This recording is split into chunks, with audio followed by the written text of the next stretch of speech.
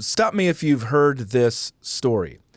Marriage followed by childbearing is the path most likely to lead to a happy, meaningful life for most of us. Compared to Americans who don't attend church, religiously observant say they're happier, less lonely, and find more satisfaction and meaning in life. Shared faith matters more to a quality marriage than education, income, or political ideology. The major increase in divorce can be traced back to the 1970s with the introduction of the soulmate model of marriage, but religious attendance can reduce your risk of divorce by up to 50%. Women in particular report greater happiness with family responsibilities compared to freedom to prioritize work and travel over marriage and children. Of course, that's what you hear on TV talk shows, watching popular movies, reading best-selling self-help books, right? Well, no, of course, not what you hear in any of those venues, but it is what the survey data actually tells us from people. And you can see it for yourself in the new book, Get Married: Why Americans Must Defy the Elites, Forge Strong Families, and Save Civilization by the eminent sociologist Brad Wilcox. Now, you can see from that ambitious subtitle that Wilcox is writing about a watershed of the highest magnitude, as he puts it, quote, a shift away from marriage and all the fruits that follow from this most fundamental social institution: children, kin, financial stability, and innumerable opportunities to love and be loved by another. For the first time in American history, less than half of adults are married, and the birth rate has never been lower, resulting in 7 million fewer babies since the Great Recession. Wilcox has been a professor of sociology and director of the National Marriage Project at the University of Virginia for the past 15 years. And while he doesn't focus in this book on his personal story, he did grow up with a single mother after his father died when he was 3, and he's now raising a family with his wife. Wilcox makes this bold claim in his book, quote, nothing less than the future of our civilization depends on more Americans succeeding in this most fundamental social institution. And in a world where trust is falling, loneliness is soaring, and economic inequality is endemic, nothing may matter more for your future and the sake of your children than forming, feeding, and enjoying your own family-first marriage. Now, Brad Wilcox joins me now on Gospelbound to discuss the role of churches in reinforcing the values and virtues of good families, the modern priority on money and free time, and the two-parent privilege, among many other subjects, no doubt. Brad, thanks for joining me on Gospelbound. Great to be here today, Collin. Now, Brad, your book is full of compelling, sometimes shocking, and I got to admit, sometimes depressing statistics. But there's one that stood out to me. In fact, I was at a dinner party on Sunday night, and I mentioned it because it was so shocking to me. I'd seen it before. We actually wrote an article about it by Keith Simon last year at the Gospel Coalition. But it's this. Pew recently revealed that only 21% of parents believe it's important for their kids to get married. Even fewer, 20%, said it's important for their kids to have children. Now, by contrast, 88% said it's important for their children to be financially independent and have a career they enjoy. I'm wondering, Brad, does this mean parents regret their own decisions to marry and have children? Is that what's going on? Yeah, that's a great question, Collin. I mean, I think part of what's happening here is that Americans think that, the most important kind of foundation for a family is, a good job and a steady stream of income. So that's, I think, partly what's sort of shaping this, this surprising set of statistics from Pew. But I do think kind of at a deeper level, there's kind of what I call a Midas mindset out there, where, so many Americans think that what really matters is education, work, money, building their own brand. And they've kind of, discounted the importance of friendship and family as, key life goals and key life priorities. So, and we do see kind of in the sort of broader sociological research on this, whole issue, that the rise of these devices, has been pretty important in, I would say, pushing, too many folks in the direction of this Midas mindset rather than a more marriage-minded mindset. Yeah, we'll come back to these things. A couple of our other previous and frequent guests have been Gene Twangy and Jonathan Haidt, so a lot of people who are doing similar excellent work to you in sociology and psychology on these subjects. You close a chapter of your book with this question. I think it encapsulates much of your book's thesis.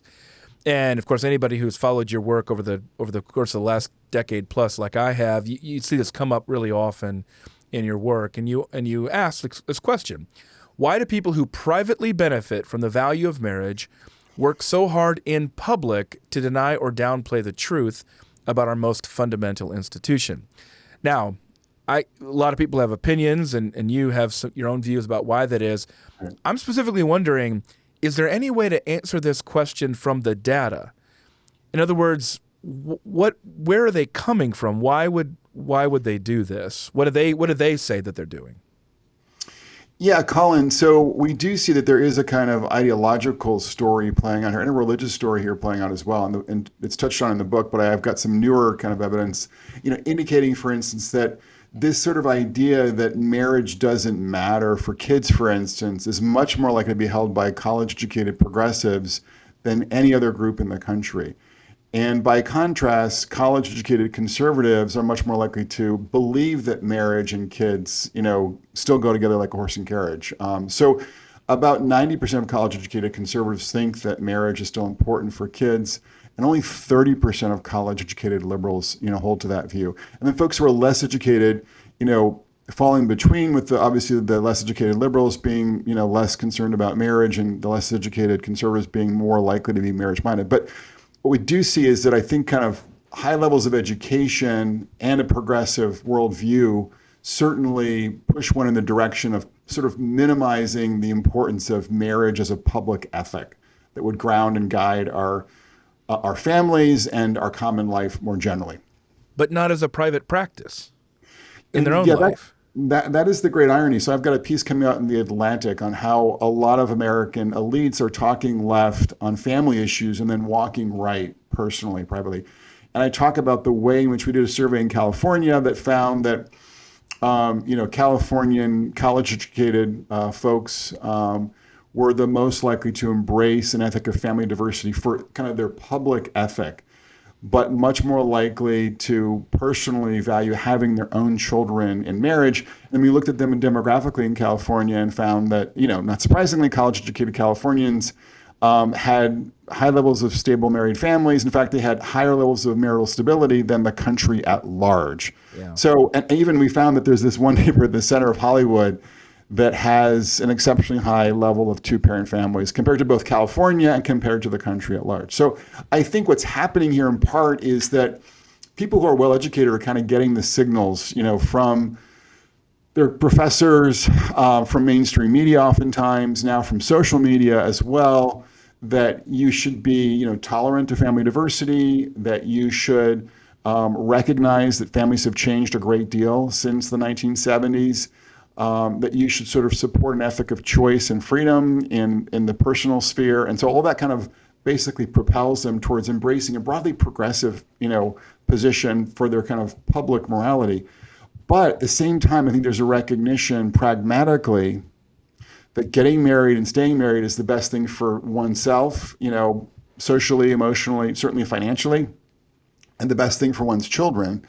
And then, of course, we are social animals, Collin, as you know, yeah. And what our our peers are doing ends up being hugely important. Yeah. And so the irony is that, again, in California, even we find this, in our analysis of communities, is that a lot of these elite neighborhoods are, populated by a lot of married parent families. And so people, again, talk left in public, but walk right in private. Yeah, I think one thing that stands out to me as I travel around and observe these things, I live in a community that's perhaps the most uniformly highly educated and conservative in the country. If not, it's one of the top. But if you were to look at it from the outside in the ways that you're talking about in this book, it would look very similar to many other highly educated liberal communities that I've lived in, especially the North Shore of Chicago as an example. So let's just take Lake Forest, Illinois, and Mountain Brook, Alabama from everything you're talking about, would look very similar, and yet ideologically would be on two different ends of the spectrum in a lot of ways.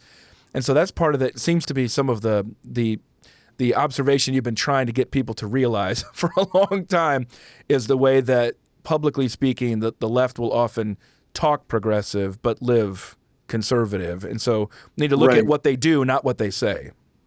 Yeah, although it's interesting, I think, and certainly, I grew up in a relatively progressive world in Connecticut, and have, you can probably guess, become more conservative as an adult.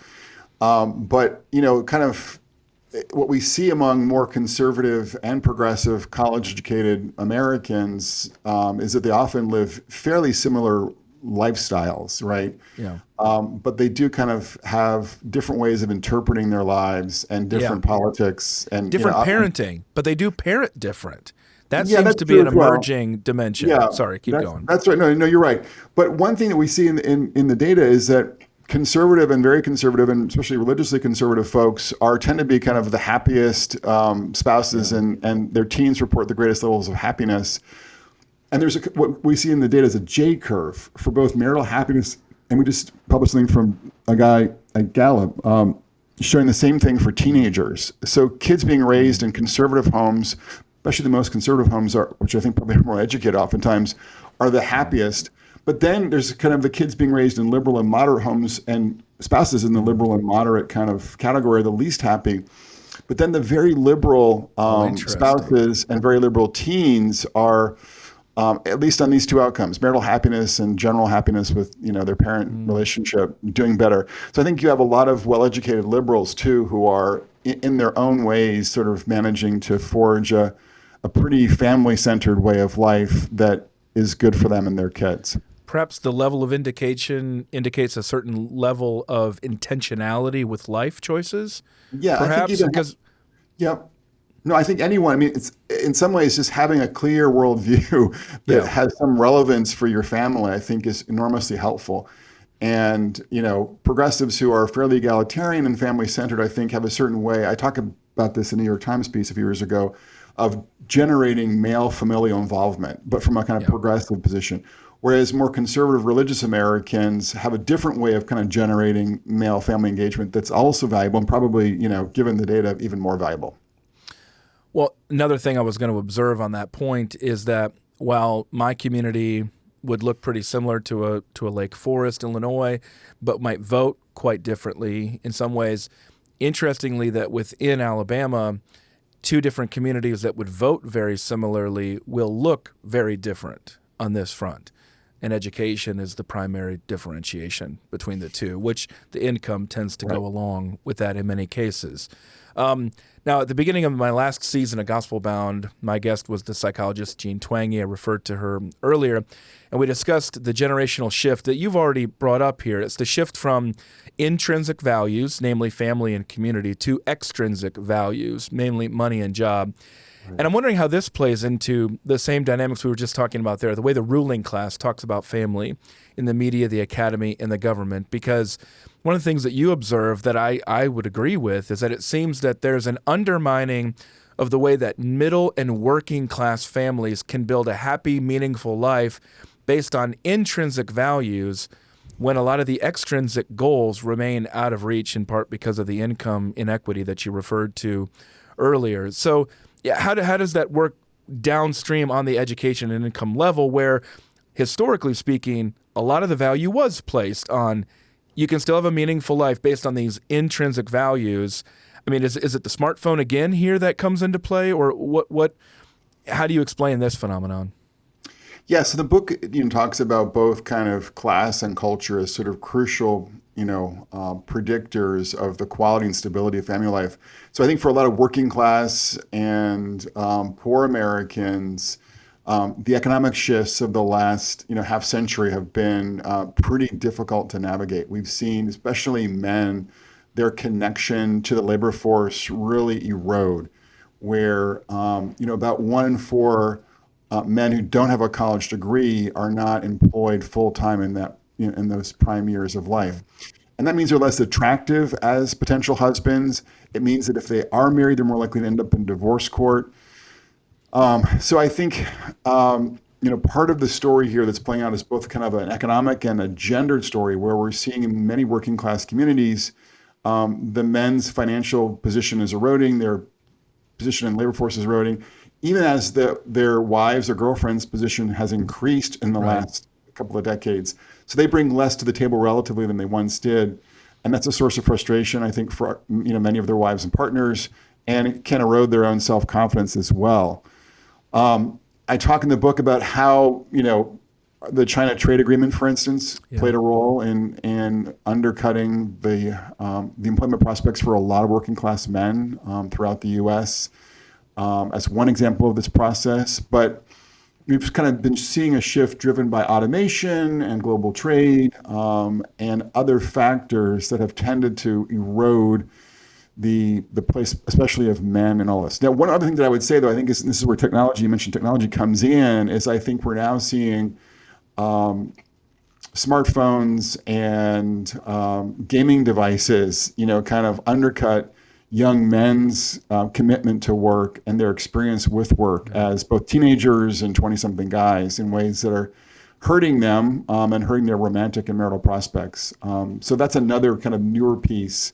And I talked to a number of local business owners here, and they report just having a lot of difficulty getting guys in the door who will show up at 8:30 and stay 8:30 to 4 Monday through Friday. I think that's in part because our new technological devices are not fostering that same kind of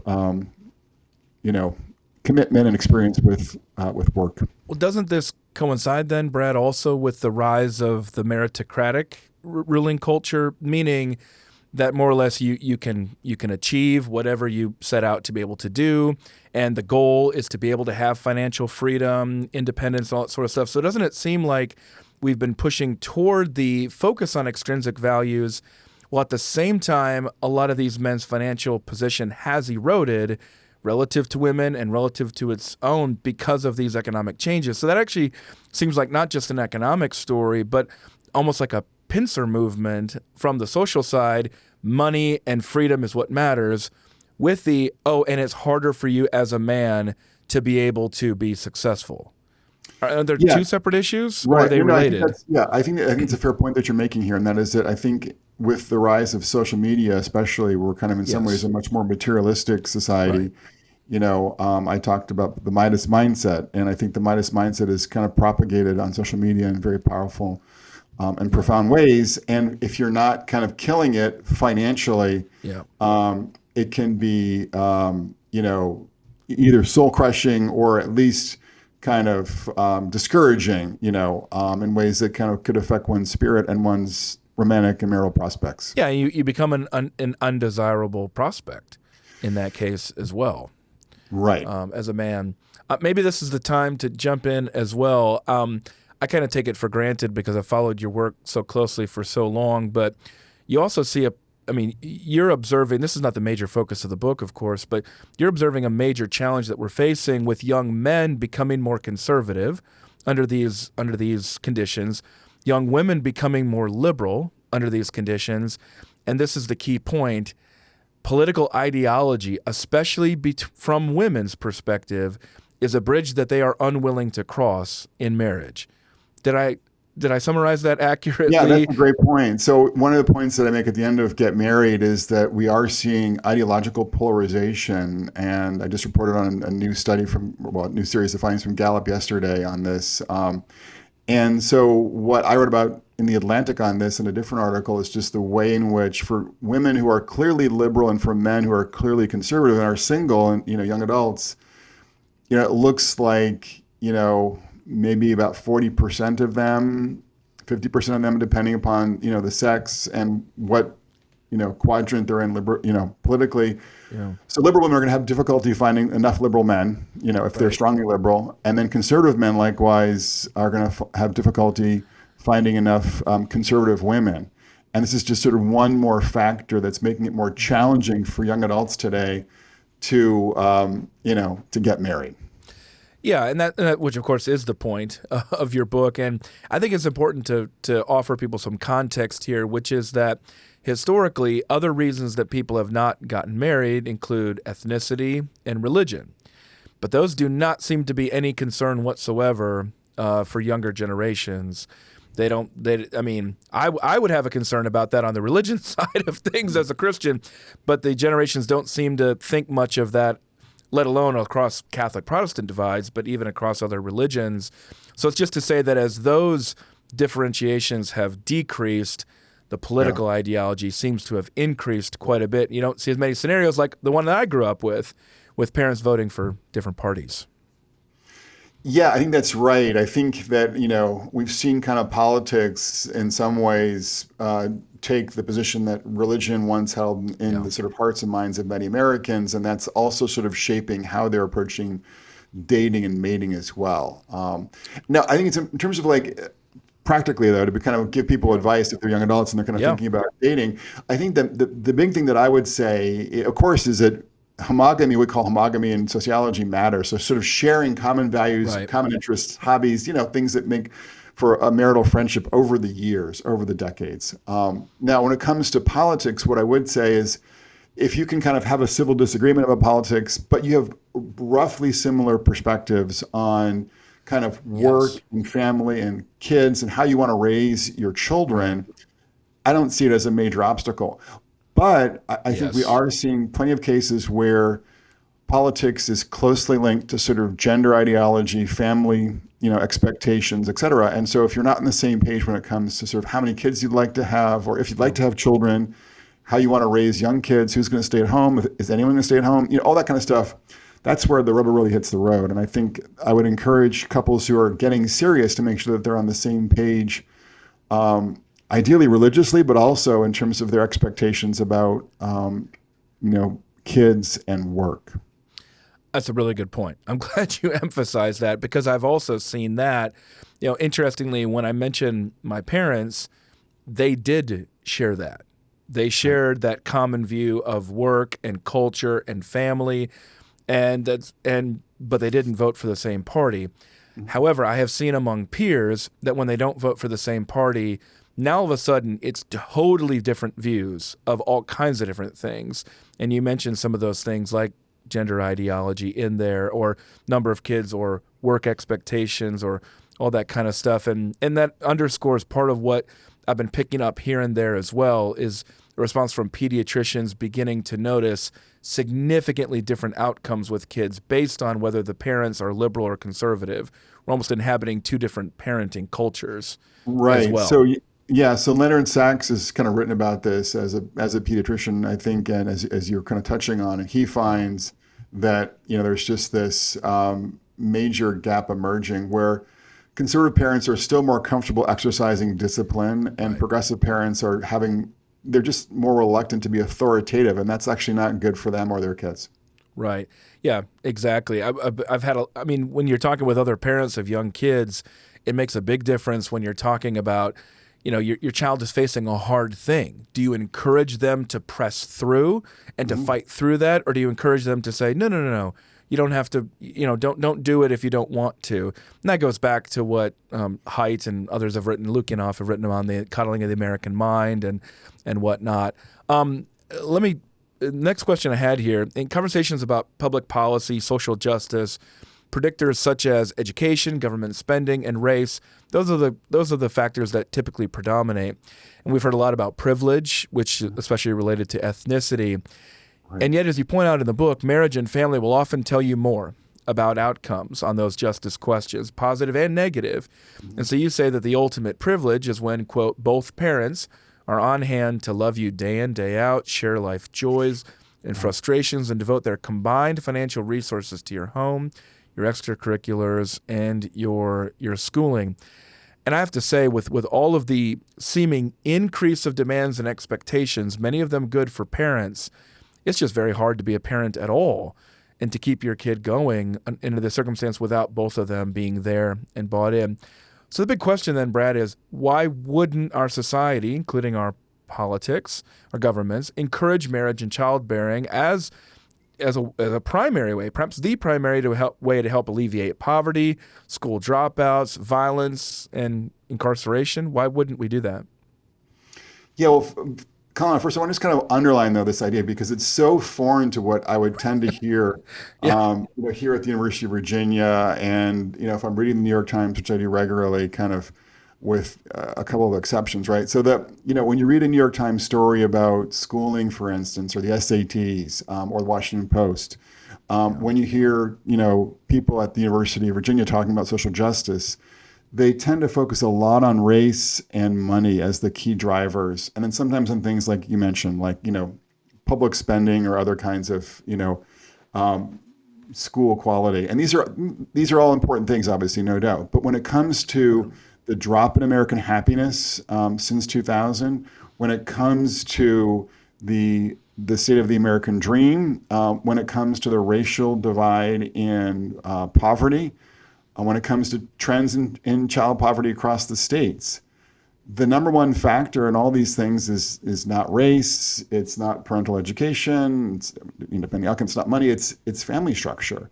And so we see from the work of Raj Chetty at Harvard that the number one predictor of mobility for poor kids in communities across the U.S. is the share of two-parent families. We see from John Iceland that the biggest driver of growing racial inequality and poverty is family structure. We see from a new study at the University of Chicago that the biggest factor driving happiness down in America is the decline in the marriage rate in the U.S. So I just think it's important for people to realize that in this whole social justice conversation, that we can't kind of exclude marriage and family from that conversation.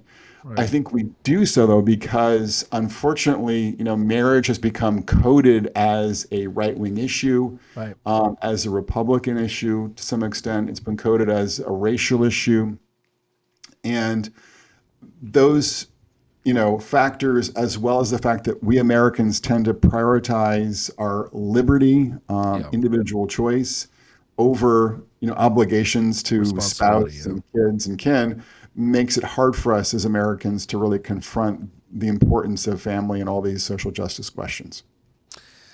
This is a big question, but I'm not looking for a long answer, though I know it could be. But can you actually, from a government perspective, incentivize marriage and childbearing? So I think one important critique that's sort of issued against sort of my perspective, or challenge, I should say, is, yeah, Brad, I mean, Isabel Sahel is a great colleague at Brookings, for instance, fine economist. And she would say everything that you're saying basically is, in terms of the value of marriage and kids, is on the money. But there's really not much the government can do right now to kind of reverse the tide on this.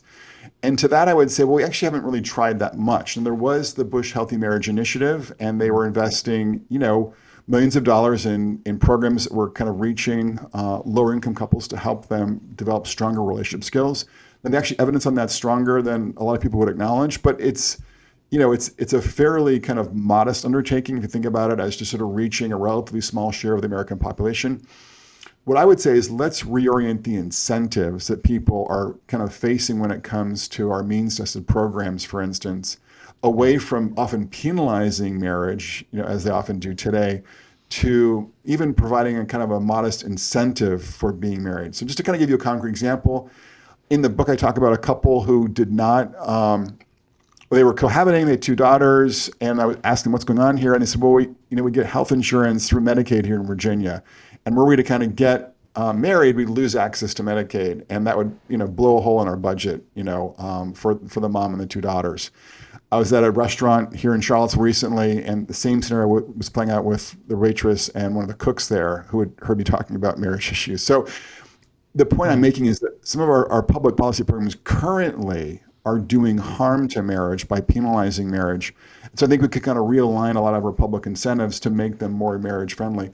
And there actually is one agency, actually the biggest federal agency, that over the years has had a tremendously positive, you could argue, effect on marriage, and that is the U.S. Department of Defense. Yeah. So military, folks and veterans have much higher marriage rates than the general population. Yeah. The racial gap in the military in marriage is much smaller, and the class gap is as well. Now, there are obviously other issues in terms of deployments and trauma and things like that, but it just shows us that the U.S. military does not give housing benefits, doesn't give health benefits to cohabiting couples of kids, only married families with kids. And the consequence Interesting. is much more marriage in the military. So we already have, I think, evidence that if we were more kind of intentional about structuring some of our policies in ways that were marriage friendly, that could pay some bigger dividends. Yeah, I don't know why I hadn't thought about that in that way, even though you do refer to this in the book. I was more familiar with some of Matt Iglesias' critiques and things like that related to sort of the back end of the Scandinavian, the Nordic model of like they've tried and it isn't working as well. But you give a good example of where it has, and where again a lot of those other gaps, economic, racial, things like that, have been closed compared to the rest of society. Yeah, it's much smaller. And of course, it's important to recognize at the end of the day, this is much more of a cultural challenge than a policy challenge. But it would certainly help if our policies didn't penalize marriage for working, especially working class folks, kind of in that $25,000 to $55,000 household income bracket. Yeah, well, there's a whole other side of things that says, well, all of the marriage changes are downstream from previous government policies, some of the economic things that you've mentioned there, or racism or things like that. So that's why it's an important conversation for everybody who's watching and listening out there, is because the typical liberal perspective is that marriage is sort of the end of all of these other factors of racism, of government government inequities and things like that. And so there is a clear interplay between the two, but we've got to really investigate the data to be able to see, to work through that for anybody who's wanting to deal with this on a local or a national level. Here's another area. This is probably just more out of my own experience with young kids in my community, but explain to us more about the neo-traditional model of marriage. And you say that women still tend to prefer men who provide and protect, but of course it's not the 1950s. They also want men who will be emotionally and practically attentive to them and to their children. They want a partner. I'm asking kind of an obvious question. Is this a good development? Because I can see many advantages, but I also see a lot of families that are run ragged with activities and trips. And interestingly, now I see more conversations about, can dads have it all? We've had the whole can moms have it all conversation that keeps going, but now it's a little bit more like, can dads have it all? I see them trying to do this and feeling like they're never enough. So one way to put it is, do we expect too much of the family today? Yeah, good question. So I think one important point to make is that there's been kind of like this message in much of the pop culture and in more elite context as well, that kind of has been advancing a fairly egalitarian view about how everything's going to be divided. And it suggests that there aren't kind of distinctive desires or needs on the part of women and men in today's marriages. And so what I found in my chapter on gender is that when it comes to what women are looking for in a marriage, or they seem to be most likely to be thriving in when it comes to married life, is a relationship where their husband or boyfriend, just judging from the research more generally, is physically strong and protective of them in certain contexts, like if they're out in at a city street late at night, for instance. And I give an example of a couple on the subway, where this sort of plays out, and he's protective, and that's valued by her. So there's a certain physical strength that I don't think we talk about much in public anymore, but that still is valued by women in the part of their boyfriends and husbands. But yes, providership is still also valued by women. When it comes to who they marry and then who they stay married to, what's different though today is that it's not so much how much money he makes; it's just that he's reliably employed full time. But that's the criteria now. It's not the share of income. So that tells us that her working is not an obstacle to marital quality for today's couples, and that's a new thing. Obviously, that's a neo thing. Right. But then the other piece, obviously, is that I find that kind of his engagement practically and emotionally in the relationship, and then with the kids, is predictive of her marital happiness. So that's why I kind of talk about, basically protecting, providing, and, being attentive as things that are all kind of the neo-traditional mix today for women. Now, are there situations where today's moms and dads are oversubscribed? I think, yeah, plenty, especially more upper middle class families where you've got work and school and travel, soccer, and for some church, and just kind of like handling all these different activities in the juggle is too much. And so I think, many of us in that kind of predicament, I'm certainly guilty as charged, there, are kind of struggling to figure out what we can drop from the juggle. And I would encourage all of us, myself included, to be thoughtful about, trying to, I think especially on the sports side, is thinking about, what's really necessary and what's not so important. We just published an article at the Gospel Coalition about club sports and why one family had pulled out. It's one of the most popular articles that we've published in the last 2 years. I mean, talk to any pastor, talk to any youth pastor, and you're going to hear a lot about this. It's a major change. And you're right, more middle class, upper middle class families affected by it, in part because they can afford to do it. But it's a major shift. Right. Well, this is where I actually adjust. I mean, I would love to see an athletic world where there were more just local teams, and you're not traveling, and the leagues are much more financially accessible to everybody. So it's just, the problem is that right now, if you have a child who's athletically inclined, the system is all geared towards pushing them towards travel. Right. Which is expensive and more elitist. So. And very hard for the family. I mean, the family has to basically divide and conquer. The kids are torn every which way. The parents are rarely together. It's a huge change. Right. Now, Brad, this part's just anecdotal, so I'm wondering if the data is matching this. When I was growing up, I would occasionally hear of a man leaving his family for a younger woman. It's the stereotypical babysitter or secretary phenomenon.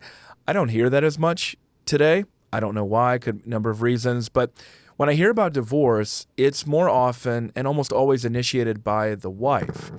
Is that a real change that's bearing out in the data, or is that just kind of my random experience? Yeah, Collin, when I was starting graduate school, one of my biggest preconceptions was that, midlife divorce is about, some successful guy leaving for his secretary or some other attractive woman in his social circle. Yeah. But no, we see in the research more generally that about 68% of divorces are initiated by women. And this has been going on for a good while, actually, in the U.S. and is also seen in other cultures and other contexts, too. And I think there's a lot that's sort of wrapped up in this. I think one piece of this is that women are more attentive than men to the ups and downs of their relationship. And my wife could kind of tell you 28 things that I've done wrong in the last 3 days, right? Yeah. And I couldn't name one thing that she's done wrong in the last 3 days. Would be kind of an example of that, that we could think about. And I think another thing is that some of the vices that men engage in terms of, maybe substance abuse or infidelity are more commonly male.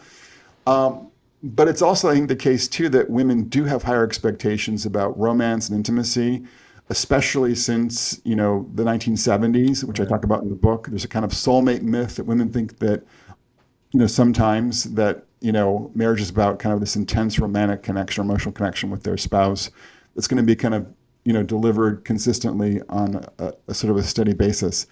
And that's, I think hard for any couple to sustain, day in and day out. I'm not saying that we shouldn't be striving to be connected emotionally with our spouse, but, it ebbs and flows. And so I think for some women, the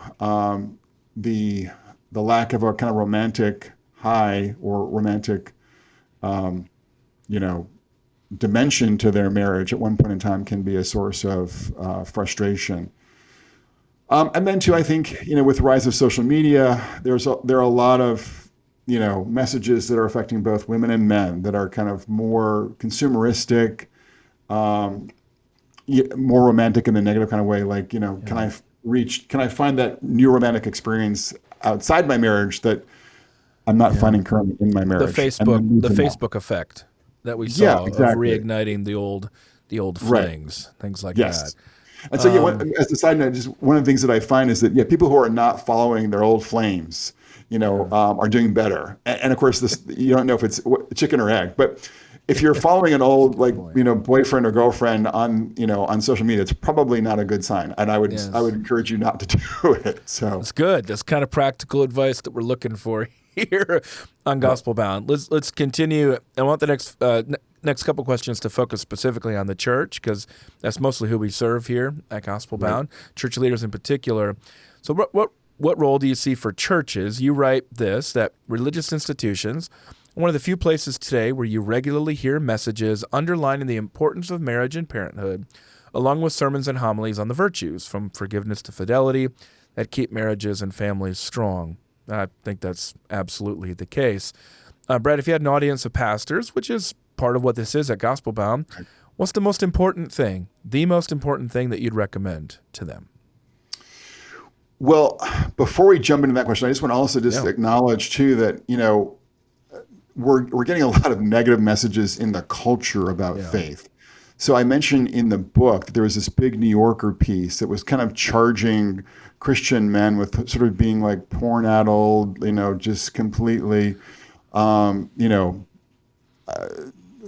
floundering in their marriages, and divorce was rife in Christian communities because, they were guilty about, the use of pornography. And I just want to sort of underline that yes, of course, there are Christian men out there who are struggling with pornography, and it can have a hugely negative effect on their marriages. That's entirely true. But what these kinds of articles kind of don't tell us is sort of the big picture. And that is that overall, Americans who are going to church together, husbands and wives who are going to church together, are, about 15 to 20 percentage points more likely to be happy in their marriages. I see when it comes to sex that, and this has really surprised me, is that couples who go to church together typically have sex at least once a week, whereas couples who don't go to church have sex less than once a week. That was really surprising to me, given the culture. And they're also, about 15 to 20 percentage points more, like I said, they're very happy with their sexual lives compared to their more secular peers. So, and then as you mentioned before, when it comes to divorce, people who go to church regularly are about 30 to 50% less likely to get divorced than their peers who are not church going. So what I want us to sort of at least appreciate here is that for ordinary Americans, connecting to a church community is linked to happier marriages, more stable marriages, and better sex lives on average, compared to the alternative. Now, of course, we also know that there are, in any given Sunday, judging from the data, maybe 1 in 10, 1 in 5 husbands and wives sitting in the pews who are really suffering or struggling in their marriages. So for pastors who are thinking about these issues, I think it's important to appreciate that when they are, teaching or preaching about marriage and family, that they're recognizing, in their head and in their speech, that there are folks out there who are struggling, and they should be kind of factoring them in and acknowledging the pain that can follow from, a difficulty in your marriage or your family. But actually kind of articulating the sort of pain and pathos of family life is actually, I think, helpful, kind of recognizing that, that your pastor or your religious leader is there with you and for you, can be really helpful. So I think doing more of that, talking both about the tough times in marriage and family, and then the kinds of virtues and graces that can help people forge a strong marriage and family is helpful. And then doing more to have at least an annual marriage retreat for couples in your congregation, and connecting them with mentor couples as well, newly married couples or people who are engaged. We see that folks who get some kind of premarital counseling are more likely to be flourishing post the wedding date, for instance. So I think just kind of doing more to make sure that your church is either doing its own ministry or connected to a ministry in your area that provides good premarital counseling, good marital counseling, and regular retreats, and then messages too, both from the pulpit and then from other venues about the challenges and the joys and the virtues that are required to forge strong families. A teaser for folks to go ahead and read the book. There's also a good bit on date nights in there that you can also check out. Yes. Now, this question, I find this conversation within the church, my little corner of the church, is very confused. People are coming from what seems like almost opposite ends of the spectrum. Some think that given, in light of the concerns that you raise in this book, we need to be talking a lot more and doing a lot more to encourage people to get married. Some people are coming from the complete opposite end of the spectrum, are saying, no, the last thing we need to do in the church is give more pressure to young people to get married. I mean, they're already under so much pressure from their Christian colleges or their families or their churches to get married. No, we got to emphasize, the Bible's encouragement to singleness. The reality that you lay out in your book is that for many reasons, many young adults who want to get married will never do so. That's Right. one of the tragedies that you point out in the book. They want to get married, and they will never do so.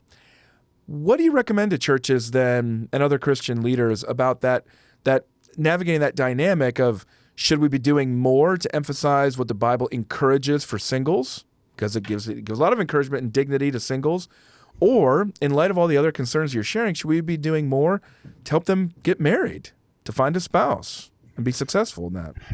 Yeah, the church has to walk and chew gum at the same time here, right? And I'm actually been surprised in talking to some local ministries at the University of Virginia that are kind of reluctant to talk about marriage with the students here at UVA, because they recognize that there are some students who are not likely to get married. There are some staff who are not married, and they know that there are more singles out there. And so there's kind of like this reluctance to sort of talk up the value and virtue of marriage. And I mean, I'm certainly, appreciative of the importance of single people and their place in the broader Christian community. But I think we have to recognize that for most folks, getting married and having families is kind of the most important thing they'll ever do. And the fact that we're going to see a record share of today's young adults in their 20s never marrying, about 1/3, I estimate in the book, should people kind of on sort of high alert, if you will, and trying to figure out what are the creative ways that we can work with our 20-somethings and our college students, and to give them the skills, the opportunities, the resources that will allow those who think they have a vocation to marriage to find a spouse and marry that person, and then to succeed as husbands, wives, mothers, and fathers. So I think we need to do more to kind of basically get our young adults aware of how much marriage and family matter, and then to give them opportunities to meet people and to date and marry, and then give them advice too. And then also kind of do more of the sort of matchmaking thing too as well. So like if someone makes it clear to a friend in church that they're interested in getting married, that friend is more deliberate about trying to find someone who would be a good match for them. And then just sort of making the sociological point here too, that over time, we know that religious traditions that succeed in fostering a strong marriage and family culture are much more likely to flourish than ones that don't. I've thought about writing an article kind of on the Shaker syndrome, right? Yeah, we have this sectarian group in New York that discouraged marriage and parenthood, and they flourish for a time, right? Yeah. But not. All we have left, Brad, is the furniture and the hymn. Beautiful furniture. That's all we've got left. Right. So I think some of our kind of elite evangelicals have gotten so reluctant to tackle the marriage issue head on that they don't realize they're kind of creating a context where they're going to turn their communities into Shaker. I mean, longer term, right? I'm just saying, but so that's I think a concern. At the same time, given the fact that probably 1/3 of young adults today will never marry, the other challenge, though, is that the church should do a much better job of reaching out to singles and encouraging families to incorporate singles into the warp and woof of their lives. So that means dinners, it means social events. You include the single adults in the community, in your family life and in your social life.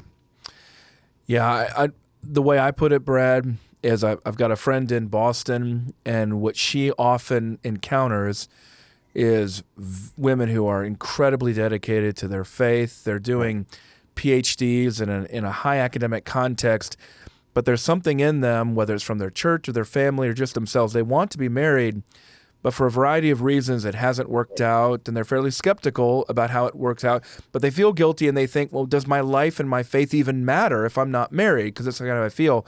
It seems like there's one message to that person versus my friend in Southern California who's discipling 20-year-old men who are telling him, maybe I'll start thinking about marriage when I'm about 30 or so, maybe.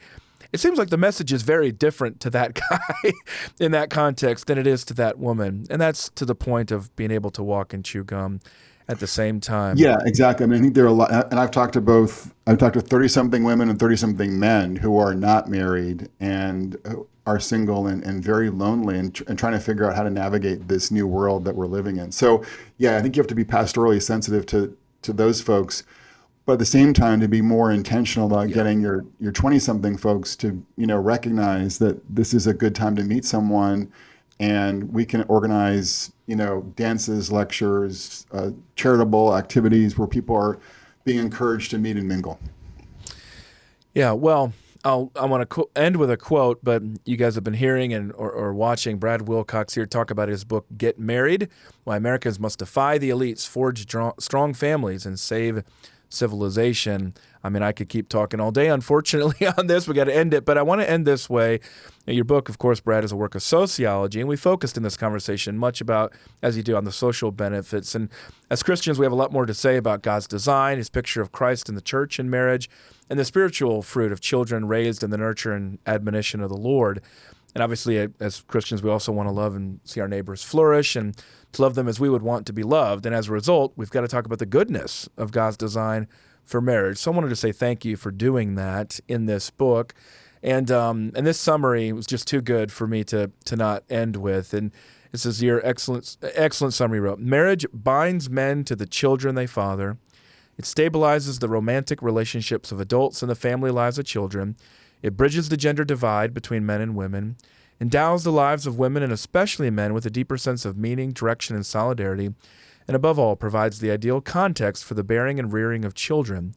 In doing these things, the institution of marriage helps men settle down, work harder and smarter, and steer clear of trouble. It maximizes the prosperity and financial security of men, women, and children. It increases the likelihood that children are raised well, flourish in school, avoid incarceration, become productive members of our society. It minimizes the odds that men and women are lonely and unsupported as they move through life. So thanks again, Brad, for that summary, for fighting for marriage, and for writing this book, Get Married, and for being a guest on Gospelbound. Thank you. Thanks for having me on, Collin. It's great to be here.